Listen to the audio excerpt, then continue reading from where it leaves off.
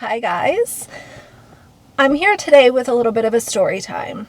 It might be a long one. I'm going to try to keep it not super long and drawn out because that can get boring.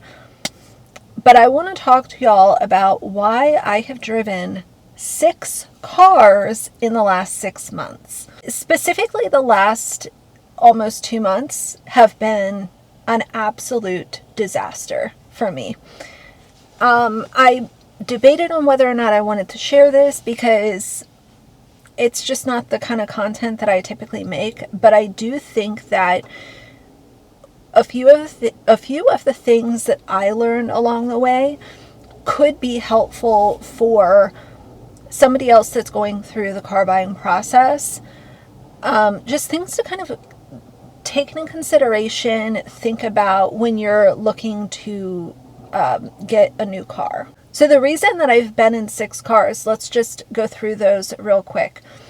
6 months ago, I was driving my original car that y'all saw for a few years on my channel. I got rid of that because I really wanted a Jeep Grand Cherokee. It was always kind of a dream car for me, and I found one at a good price. It literally had like 4,000 miles on it, and I thought, we're doing it. My one reservation about it was, number one, Jeeps are not usually good long term once they start racking up miles on them. So I wasn't sure if I should do that and just keep it for a year or two because I don't drive that much, or just hope that it would last. I wasn't sure. The other reason I was hesitant about getting this Jeep was because Axel does not do stairs, and that is something that I wish that we would have taught him as a puppy, but we didn't. And we lived on the bottom floor of an apartment, and he, the places that he would go, he didn't have to learn how to do stairs.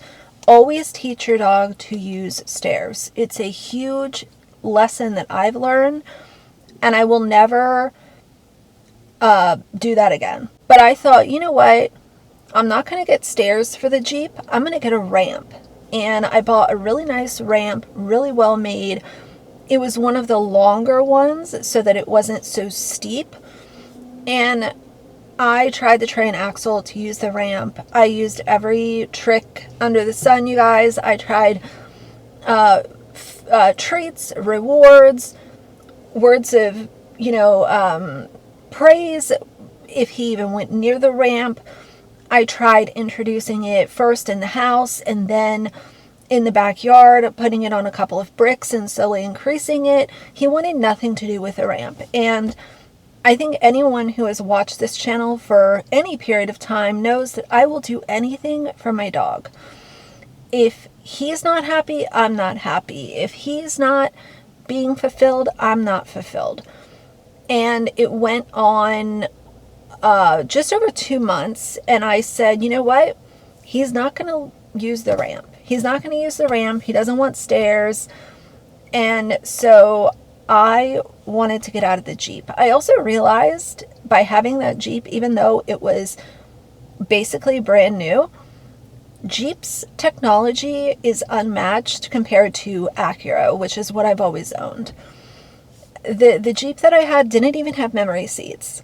What kind of, we're living in 2025 and you're putting out a car that doesn't have memory seats? You have to select a different trim level if you want memory seats. Just little things like that I know are first world problems and I shouldn't complain about, but it's considered a luxury SUV and you're not going to give memory seats? Either way, those things were bothering me, and I said, you know what, if I can get out of this Jeep with no negative equity, then I'm going to do it. So I found a car that I really liked. It was, oddly enough, very similar to this car that I'm sitting in now, which is my permanent car. It's a great car. It's amazing. So this is my final car that I'm sitting in now. The drama is over. But I found one for a good deal. Ended up purchasing it, and literally as I'm driving from the dealership home, I hear a weird noise coming from the suspension. And The general manager had already agreed to fix one of my wheels that had a scratch on it. So I said, you guys also need to look at this noise is coming from the front suspension. When weight shifts on the car, you can hear it make a weird noise. So you guys need to figure that out for me. He said, no problem. 2 days later, I take the car back to them and they put me in a rental car. So that was the technically the 4th car that I was in during this process. Rental car, had it for a couple days. He was like, no big deal. It'll be fine. We're going to fix it. They at first couldn't diagnose it. They couldn't figure out what was going on. So they said, you know what? We're going to send it to a master tech in our area who owns a collision store because our mechanic here at the dealership can't figure it out. I said, okay, well, now we're eating up a few days. The wheel scratch was fixed, so that was good. But we're still dealing with this suspension noise coming from the front of the car. That's a complete mystery. Goes to the collision shop, and he's like, oh, your car needs new. It needs new front struts. GM said, go ahead, do it. I'll pay for it. We'll get you back in your car in a few days. A few days pass by. I get a call. The front struts were replaced, but the car's still making the same noise. He said, the noise isn't as bad as it was before, but it is still making a noise. So he said, would you like to pick a different car at the dealership and we can, get you out of this? And I said, well, not really, because the car that I want is very specific and you don't have any on your lot. So no, I don't want that. What I do want is to take the car and have Acura take a look at it. Let's get a second opinion from a mechanic that actually knows Acuras. And he said, okay, that's fine. So I took it to the Acura dealership. I know a few of the mechanics there. I'm very close with my service advisor. I explained the whole thing. He was like, we're going to look at it. We'll do the diagnosis for you. Let's figure out what is going on with this car. And he said, by the way, you checked the Carfax, right? And I was like, yeah, Carfax is clean. No accidents, no nothing. They did maintenance on the car as expected. Carfax is clean because there's no way that I would buy a car if it didn't have a clean vehicle history report attached to it. The Acura mechanics take it into the shop and immediately find, number one, the front struts that were replaced were not seated properly, and that was the fault of these yahoos that replaced these struts for me. They didn't even do it correctly. What I do with that info is I call the GM from the place where I bought it. I said, hey, your guy that you thought would be so great didn't install the struts properly, so that's probably why the car is still making noise. I said they are willing to fix it here. It's going to be about $800, including labor. He said, okay, no problem. We'll go ahead and pay for it for you. He said, but if they find anything else wrong with the car, we're not going to pay for that. We're only going to pay for these struts to be reseated. I said, well, let's hope they don't find anything else wrong with it. You guys, long story short, the Acura technician ended up finding out that there was a nail in the tire, which is another thing that I mentioned to them. I said, hey, air pressure is low on the back, one of my back tires. Have that looked at as well. They never addressed it. So if they would have seen it, that there was a nail in the tire, and that's why the air pressure was showing as low on one of the tires. So that's a whole, that's just one more thing that they didn't do properly. Acura finds nail in the tire. They also find that, in the words of the technician, he said, it seems like somebody that owned this car ran over something, because there is a whole issue with the front passenger side where parts were replaced that were hammered and not installed properly. They showed me all these photos. Like, this car has it's literally becoming quite a disaster in front of my eyes. And during the time that Acura was diagnosing all of this stuff, I was in one of their loaner cars. So that's where another loaner comes into this situation. My service advisor literally said, one day he called me, he was like, I don't know how to tell you this, but there is something going on with this car. Like, there are so many questions, so many red flags. So after Acura kind of found all of these red flags happening with this car, I said, you know what? You did the struts. Like, I'm not going to dump, an estimated $3,500 to $4,000 into this car, not knowing what's really going on with it. So I went and picked up the car, and as a second kind of, I guess a second way of doing more research, I ended up taking the car to CarMax for an appraisal. When I say that things literally blew up when I went to CarMax, I mean it. You guys, they did an appraisal on this car. They ran it through Equifax Car Check. I think it's, or Auto Checker. Auto Check. I'll put the website right here. They ran it through, and they found that this car was in a major collision. The passenger side door was not original. The passenger side front fender was not original. The trunk was not original. The paint was not original on the hood of the car. So no wonder there are all of these issues and bad work that were exposed on the passenger side of the car. This car was in a car accident. There was a police report attached to it. The people that I bought this from never expected that I would uncover this on my own. Oh, she's a stupid woman. She'll never figure it out. Women don't know anything about cars. I figured it out. And when I left CarMax, I said, thank you for doing this appraisal. I left. I had the documentation of what they showed me. And I immediately sent it to that GM. And I said, you guys didn't tell me that this car was in a major car accident. Now, I know what they're going to say. Well, Carfax wasn't reporting it, but this other auto check site was. That's not our fault. Here's what I think truly happened, allegedly. I think they were aware of it, but they saw a loophole that Carfax was not reporting properly. So that's what they showed me at the table when we made the deal.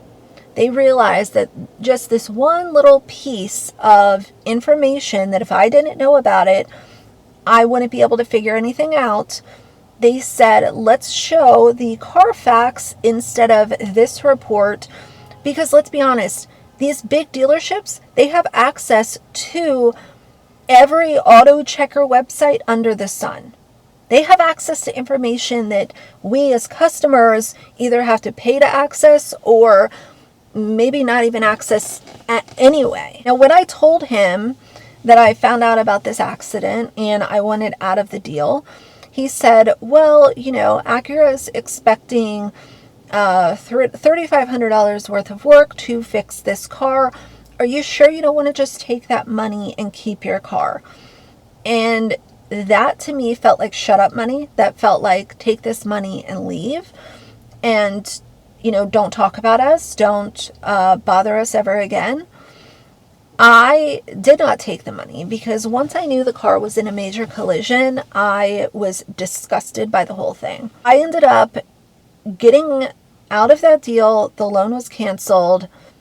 And now I have purchased the car that I should have had from the beginning with about 12,000 lower miles on it and a clean history from every site that I've checked. And I checked 3. The good news is my payment went down by about in between $70 and $80 a month by getting this car. That's just the nightmare that has been the last 2 months of my life. It was also really weird. Some of the other things that I noticed kind of about this car that should have been red flags was there was plastic on the, or not plastic. Yeah, part of the hard plastic was like detached from the windshield. Oh, the other thing that I noticed, and it made sense once CarMax told me what happened. When you would drive, especially at anything over 35 miles an hour, the windshield would sound like there was sand hitting it. And that's because the windshield had to be replaced, and it probably wasn't done properly.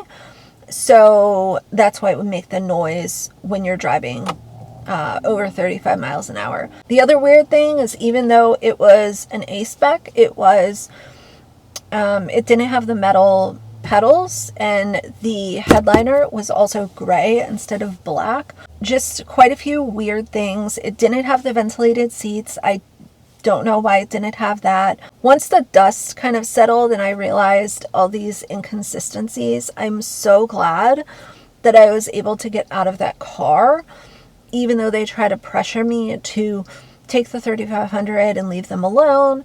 And when I told them about that major collision, there was no, oh my God, oh, that's bad. It was almost like they completely ignored it because they knew about it the entire time. They just never expected me to find it out. So when they canceled my loan and the purchase agreement, I was obviously refunded the down payment that I put on the car as well, and was able to, just get away from it. It's been one of the hardest things that I've had to go through, as far as like finances and stress and worrying about, why is this car making all these noises? Oh, it was in a major accident. Oh, I was lied to. Can I get out of the contract? And there was also a point where I was so mad about everything and felt so lied to. I found the CEO of this dealership's contact info, and I was sending emails to him, because there was a certain point where the sales guy and all of these different people that I had talked to at the dealership, nobody was on the same page. Nobody was giving me proper timelines. Nobody had the correct information. Some people would ignore me. It would eat up days.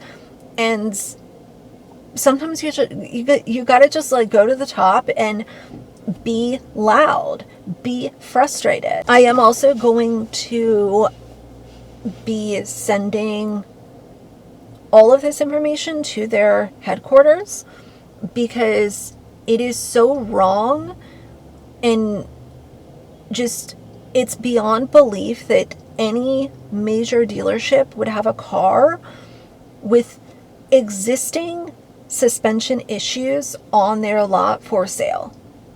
That is wrong, point blank, period. I think about all of these little things. The other thing is that the front parking sensors on that shit show of a car, the front sensors were not working. And now, knowing that there was major damage done to kind of like the side and the front, right front side of the car, the sensors were probably either not replaced or replaced incorrectly, and that's why those weren't working. I'm just glad that that's behind me. It's done. It's over with. I have the car that I should have had from the beginning. My little ventilated seats and metal pedals and wireless charger, and everything is in peak operating condition in this car, and I'm so, so happy that I'm here now. But I guess if I was gonna like say lessons learned, always, if you're buying a used car, run it through multiple screenings. Don't just rely on Carfax that's given to you by the dealership. And secondly, if you notice things literally as you're driving home, like noise coming from the front suspension or the windshield making a crackling sound when you're going fast, automatically just like take the car back to the dealer. Don't allow them to eat up time with numerous mechanics that don't know what the hell they're doing and kind of put you on this merry-go-round. Immediately get out of the deal. The other thing I want to say, yes, I test drove the car, but at that dealership, the sales guy came with me, and we were chatting so much that I couldn't hear what I was able to hear on my way home once the radio was off and I was in the car by myself, not talking to anyone. But yeah, we are back in business. Axel has his ride back, and I am so obsessed with my car. I love Acuras. I will never turn my back on Acura ever again. Because Jeeps are lackluster, expensive, and known to have transmission issues once they start to rack up miles on them. It was okay for a short period of time. I thought that it was my dream car.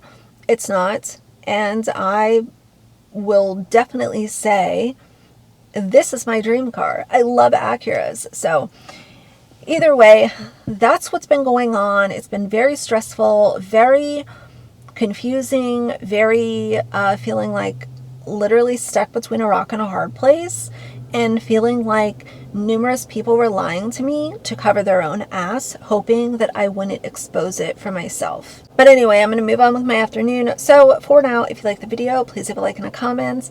And if you'd like to see more from me in the future, please subscribe. I'll see you guys soon. Bye.